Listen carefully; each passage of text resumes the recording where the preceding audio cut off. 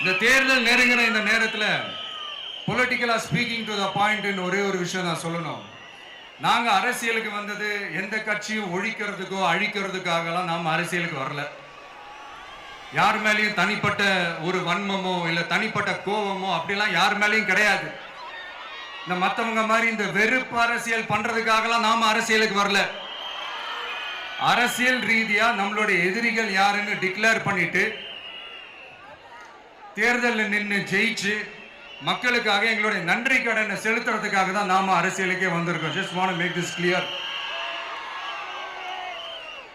அவங்கள கேள்வி கேட்கறதுக்கு முன்னாடி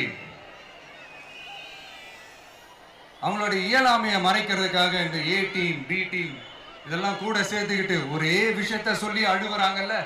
என்னன்னு சொல்லி அழுவுறாங்க? அனுபவம் இல்லாதவங்களால எப்படி ஆட்சி அதிகாரத்தை செய்ய முடியும் அப்படின்னு ஒரே விஷயத்த சொல்லி அழுவுறாங்கல்ல.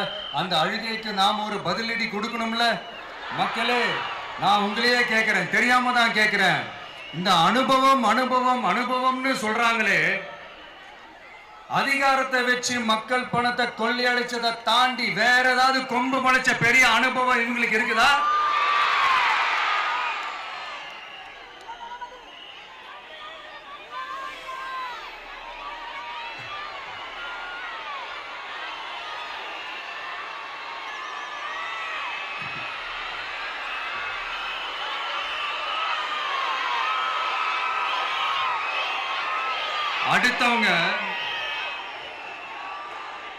அடுத்தவங்க ஆரம்பிச்ச அரசியல் கட்சியில அடுத்தவங்களுடைய அட்ரஸ்ல அரசியல்வாதிகளா இருந்துட்டு இருக்கிற இவங்க எல்லாருக்கும் ஒரு சவால். என்ன மாதிரி தனியா என்ன மாதிரி சொந்தமா ஒரு கட்சி ஆரம்பிச்சு 1% அட்லீஸ்ட் 1% வாக்கு வாங்கி காட்டுற அந்த தில் இருக்குதா, திராணி இருக்குதா?